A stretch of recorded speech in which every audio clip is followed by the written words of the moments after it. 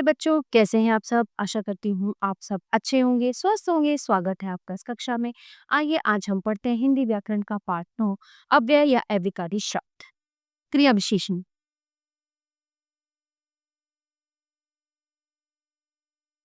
कोयल मीठा गाती है, कछुआ धीरे धीरे चलता है, कल से बारिश हो रही है, बच्चों यहाँ मत खेल। ऊपर के वाक्यों में मीठा, धीरे धीरे, कल से और यहाँ शब्द व्याकरण की दृष्टि से क्रियाओं से पहले आकर उसकी विशेषता ऐसे बता रही है। कोयल कैसा गाती है? मीठा। तो ये क्या है? ये कोयल के गाने की विशेषता हो रही है। ठीक है। कछुआ कैसे चलता है? धीरे धीरे। कछुए के चलने की विशेषता। बारिश कब से हो रही है? कल से। बारिश के होने के समय की विशेषता। बच्चे कहाँ न खेलें? यहाँ बच्चों के खेलने के स्थान की विशेषता। जो शब्द क्रिया की विशेषता प्रकट करते हैं उन्हें क्रिया विशेषण कहते हैं। क्रिया विशेषण के भेद।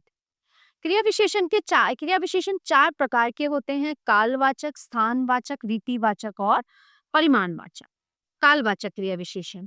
जिन क्रिया विशेषण शब्दों से क्रिया के होने के समय का बोध होता है उन्हें कालवाचक क्रिया विशेषण कहते हैं। जैसे मैं परसों मुंबई जाऊंगा, रवीश प्रतिदिन सैर करता है। क्रिया विशेषण शब्द जब, कब, अभी, कभी, सदा, तत्काल, तुरंत, हमेशा, शीघ्र, निरंतर, पहले, पीछे, लगातार, अब, अभी अभी, फिर, पूर्व, पश्चात, दिन भर, बार बार, हर बार, प्रातः आदि। स्थानवाचक क्रिया विशेषण।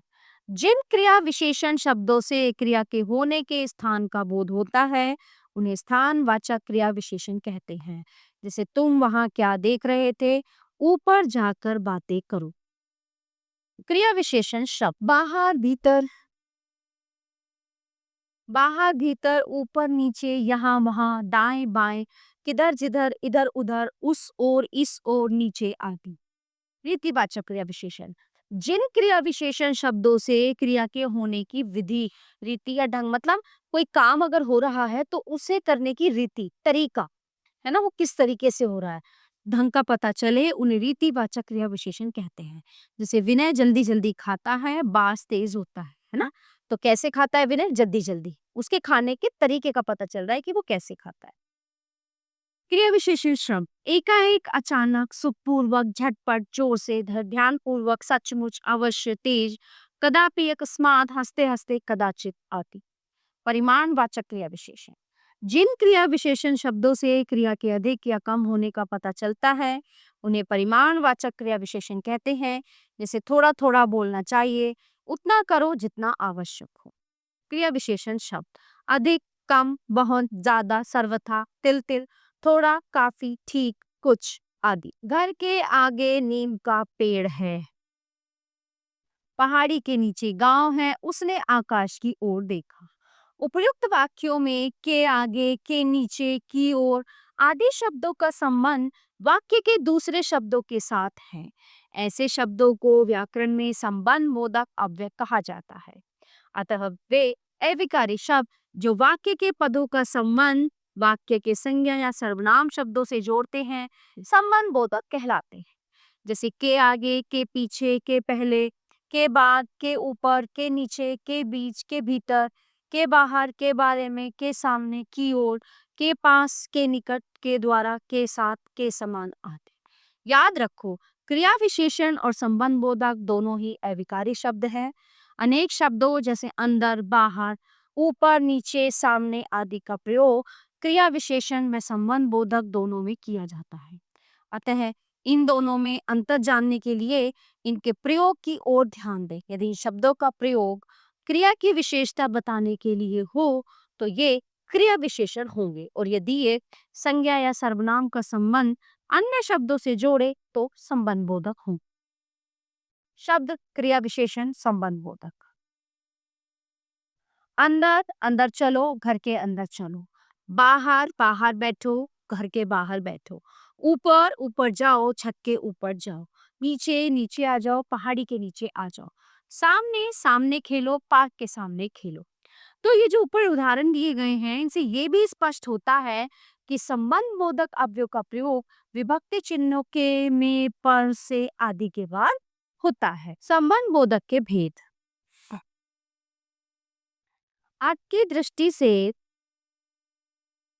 संबंध बोधक अव्यय निम्नलिखित प्रकार के होते हैं। कालवाचक, के आगे के पीछे के बाद के पहले, स्थानवाचक, में पार के आगे के पीछे आदि आदि, दिशावाचक, को की ओर की तरफ, उद्देश्यवाचक, के हेतु के लिए, विरोधवाचक, के विरुद्ध के प्रतिकूल, कारणवाचक, के लिए के कारण, साधनवाचक, से के द्वारा के सहारे, साचर्यवाचक, के साथ के समेत, सादृश्यवाचक, के समान के मुकाबले के अनुरूप, व्यतिरेकवाचक, के अतिरिक्त के अलावा के बिना, दूरीवाचक, से दूर, से हटकर, से परे। याद रखो कि विस्मयादिबोधक शब्द अविकारी होते हैं। लिंग, वचन या काल का इन पर कोई प्रभाव नहीं पड़ता। विस्मयादिबोधक शब्दों का वाक्य के अन्य शब्दों के साथ कोई संबंध नहीं होता। इन शब्दों का प्रयोग प्राय वाक्यों के आरंभ में होता है। इन शब्दों के उच्चारण का विशेष प्रभाव होता है। जिस तरह इनका उच्चारण किया जाता है उसी प्रकार इनके भाव बदल जाते हैं।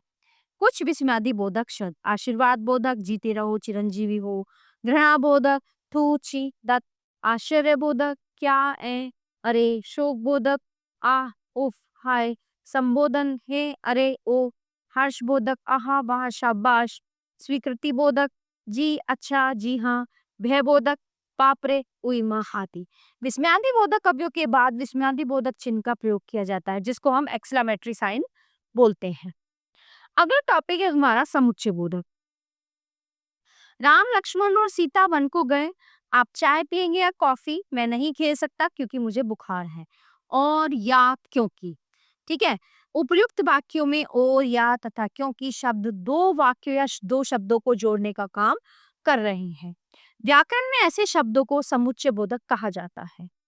जो शब्द एक से अधिक वाक्यों या शब्दों को जोड़ते हैं उन्हें समुच्चय बोधक कहते हैं। समुच्चय बोधक शब्दों के उदाहरण और, तथा, कि, इसलिए, ताकि, तब, वरना, इसलिए, परंतु, क्योंकि, तो, अन्यथा, अर्थात, एवं, मगर, फलतः, नहीं, सो, अतएव, चाहे, बल्कि, अपितु, अतः, यद्यपि, तथापि आदि। समुच्चय बोधक के भेद। आज की दृष्टि से समुच्चय बोधक अव्यय के 8 भेद होते हैं। संयोजक, वियोजक, परिणाम सूचक, कारण सूचक, उद्देश्य सूचक, विरोध सूचक, संकेत सूचक और स्ववाचक। याद रखो कि समुच्चय बोधकों का प्रयोग दो प्रकार से किया जाता है। दो शब्दों या वाक्यों को जोड़ने के लिए, जैसे दिव्यांश और अर्जुन आए, मनुष्य की उन्नति में भाग्य और मेहनत दोनों की आवश्यकता होती है। अंतर प्रकट करते हुए वाक्यों को जोड़ने के लिए, जैसे आपको ठंड लग रही है या गर्मी, मन लगाकर पढ़ो अन्यथा पास नहीं होगे। ठीक है, तो देखते हैं इस पार्ट में हमने क्या जाना। क्रिया की विशेषता बताने वाले शब्दों को क्रिया विशेषण कहते हैं। क्रिया विशेषण के 4 भेद होते हैं: कालवाचक, स्थानवाचक, रीतिवाचक और परिमाणवाचक।